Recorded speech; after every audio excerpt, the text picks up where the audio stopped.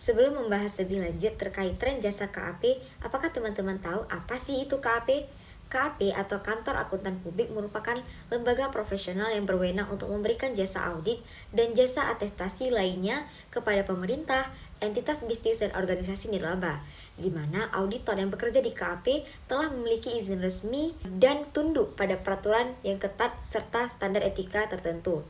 Adapun peran utama KAP adalah melakukan pemeriksaan laporan keuangan agar informasi yang disajikan wajar, akurat, dan sesuai dengan prinsip yang berlaku umum.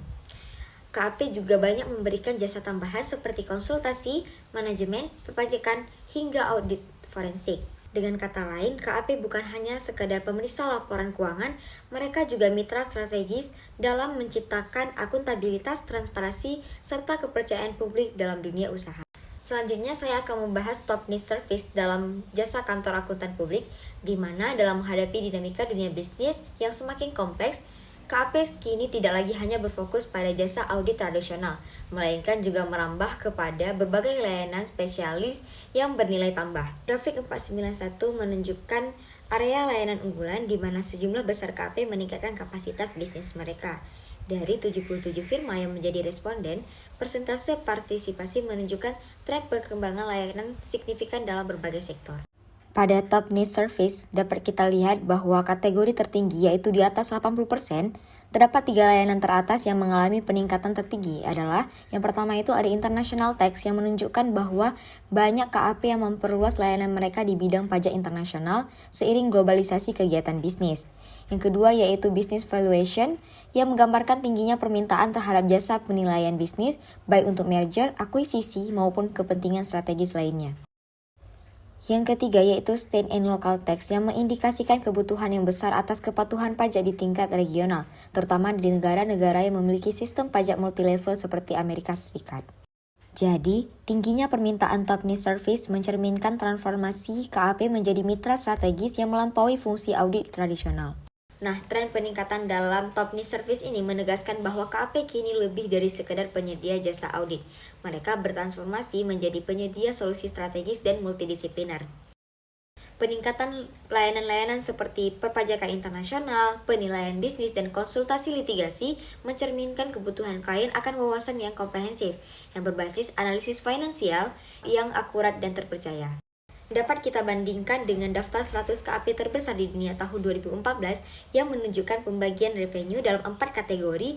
Yang pertama yaitu jasa accounting dan audit, yang kedua jasa tax atau perpajakan, yang ketiga jasa manajemen advisor service atau jasa konsultasi, dan jasa lainnya.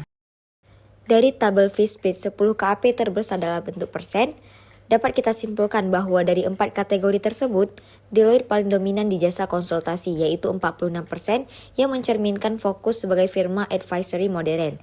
Kemudian PwC, EY, dan KPMG memiliki pembagian pendapatan yang seimbang antara audit, pajak, dan konsultasi. Hal ini menunjukkan bahwa strategi diversifikasinya kuat. Kemudian terdapat Conresnick dan BDO yang masih bergantung pada jasa audit, yaitu lebih besar sama dengan 48% yang menunjukkan pendekatan tradisional. Kemudian terdapat McGladrey dan Clifton yang menunjukkan pendapatan tinggi dari pajak, yaitu lebih besar sama dengan 34%. Dan hal ini menandakan spesialisasi di kepatuhan dan perencanaan fiskal. Kemudian beberapa firma seperti Crowe Horwath dan Clifton mencatat kontribusi besar dari layanan lain-lain, yaitu mencapai 16%. Dan ini merupakan bentuk sebagai ekspansi jasa. Kemudian terdapat tabel fee split 10 KAP terbesar dalam bentuk US dollar, di mana kita dapat menyimpulkan dari tabel tersebut bahwa Deloitte adalah firma dengan pendapatan terbesar secara keseluruhan dan juga mendominasi dalam kategori Management Advisor Service. Kemudian PwC unggul dalam kategori Accounting and Auditing dan Tax dengan porsi yang lebih seimbang antar layanan. Kemudian terdapat firma-firma menengah seperti Grant Thornton dan McGladrey cenderung lebih fokus pada jasa accounting and auditing dan tax dengan kontribusi yang lebih kecil dari manajemen advisor service. Kemudian terdapat beberapa firma seperti McGladrey dan Conresnick tidak tercatat pendapatan di kategori dan lain-lain. Ini menunjukkan bahwa fokus layanan yang lebih terpusat. Selanjutnya klasifikasi jasa non-audit. LSIG mengklasifikasikan jasa non-audit ke dalam 3 kategori, berdasarkan tingkat kesesuaiannya dengan prinsip independensi auditor.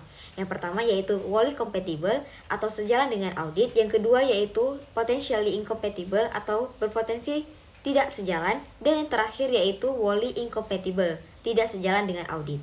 Yang pertama yaitu wholly compatible, di mana kategori ini mencerminkan jenis-jenis jasa yang tidak menimbulkan konflik kepentingan, tetap dalam lingkungan profesional auditor, dan mendukung tata kelola perusahaan yang baik.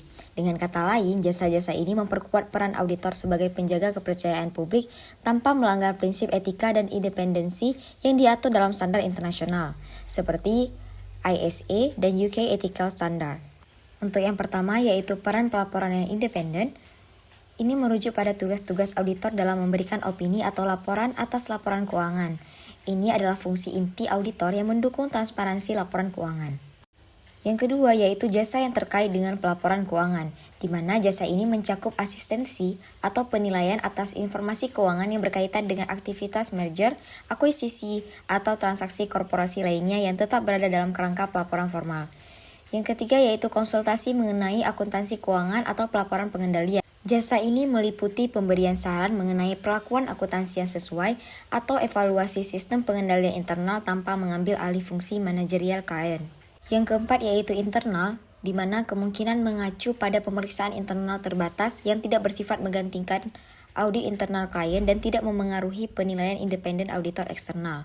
Yang kelima yaitu jasa berdasarkan ketentuan perundang-undangan, di mana layanan ini memang diamanatkan oleh undang-undang atau regulasi sehingga diperbolehkan dikerjakan oleh auditor eksternal. Contohnya termasuk audit keuangan tahunan untuk entitas publik. Yang keenam yaitu jasa asuran independen lainnya. Di bagian ini termasuk kegiatan pengujian yang menghasilkan opini independen selain laporan keuangan, seperti audit kepatuhan terhadap standar tertentu, sertifikasi sistem, atau review khusus yang tetap mempertahankan objektivitas auditor. Jasa yang kedua yaitu potentially incompatible. Kategori ini merujuk pada jenis jasa non-audit yang berpotensi mengganggu independensi dan objektivitas auditor, namun masih diperbolehkan dalam kondisi tertentu dengan mempertimbangkan analisis risiko secara spesifik dan penerapan kontrol yang memadai. Artinya, jasa-jasa ini tidak otomatis dilarang. Yang pertama yaitu taxation service, ini termasuk uji kepatuhan pajak, konsultasi pajak, dan perencanaan pajak, di mana resiko muncul ketika auditor memberikan saran yang hasilnya berpengaruh terhadap posisi laporan keuangan yang kemudian mereka audit sendiri. Yang kedua yaitu pension and actuarial service, di mana ini meliputi jasa aktuaria dan perencanaan pensiun. Potensi konflik timbul bila nilai aktuaria berdampak langsung terhadap kewajiban yang dilaporkan dalam laporan keuangan, termasuk jika KAP menyusun atau menilai asumsi aktuaria itu sendiri. Yang ketiga yaitu due diligence review, di mana ini merupakan kegiatan penelaahan dalam konteks transaksi seperti merger dan akuisisi. Masalah muncul jika hasil review digunakan dalam laporan keuangan yang juga diaudit oleh auditor tersebut. Yang keempat yaitu Treasury Advisory Service, di mana ini merupakan pemberian saran dalam pengelolaan keuangan perusahaan, termasuk manajemen kas, likuiditas, atau risiko mata uang. Dan ini dapat mengganggu independensi jika auditor memiliki peran dalam keputusan manajerial klien. Yang kelima yaitu Legal Service. Ini merupakan jasa hukum, terutama jika terkait dengan interpretasi regulasi akuntansi atau membantu penyusunan kontrak, dapat mengaburkan batas antara penasihat hukum dan auditor independen. Yang keenam yaitu Independent Expert Work, di mana KAP bertindak sebagai ahli independen untuk klien dalam konteks litigasi atau penyelesaian sengketa. Jika opini tersebut memengaruhi laporan keuangan, maka perlu dipertimbangkan risiko bias. Dan yang terakhir yaitu jasa lain, di mana segala bentuk jasa yang tidak sepenuhnya sejalan atau tidak sepenuhnya tidak sejalan, dengan kata lain abu-abu, masuk dalam kategori ini dan perlu ditelaah secara cermat oleh pihak pengatur dan komite audit. Selanjutnya yaitu wholly incompatible, yang merupakan jasa-jasa yang berpotensi tidak sejalan dengan jasa audit independen.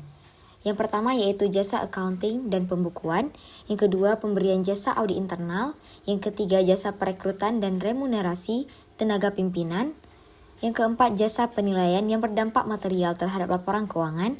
Yang kelima, jasa penilaian aktuarial.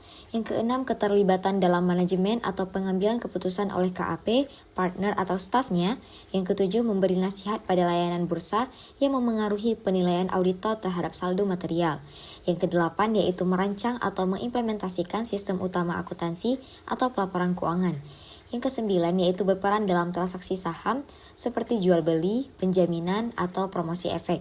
Dan yang terakhir, yaitu memiliki kepentingan bersama atau menerima fee berdasarkan hasil usaha. Dengan catatan, fee 1 kali berbasis keberhasilan diperbolehkan jika tidak mengganggu independensi auditor. Kantor akuntan publik kini tidak hanya fokus pada audit, tetapi juga merambah pada jasa konsultasi dan pajak. Ini mencerminkan peran strategis mereka dalam bisnis. Namun perlu kehati-hatian karena pemberian jasa non-audit kepada klien audit dapat mengganggu independensi auditor. Nah, untuk menjaga etika profesi akuntan, lembaga seperti LSIG mengelompokkan jasa non-audit dalam kategori berdasarkan tingkat kesesuaian dengan prinsip independensi, sehingga KAP harus selektif dalam menawarkan layanan demi menjaga kepercayaan publik.